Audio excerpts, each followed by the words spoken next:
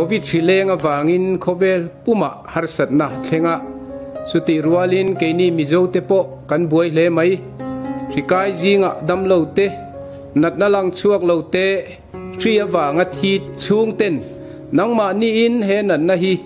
in tuar lawani ti hrenon le turin kan nge na cheu Shrileng hian engemoti kong talin mi zong min ngong theu mai suti rualin atuar na sa deute kan oma kanin ngai sakna le in buai puina te kanin trong try sakna te hi atangkai em ani tuna enkol na mun ma ni ina in khung frang home quarantine te 3C le 4C a omte ZMC le damdo in danga omte tan ma ni in lama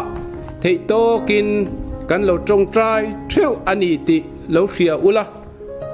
nangma ni po lo trang fan turin kan ngen cheu ni pathian ring chungin i trang sau sawang u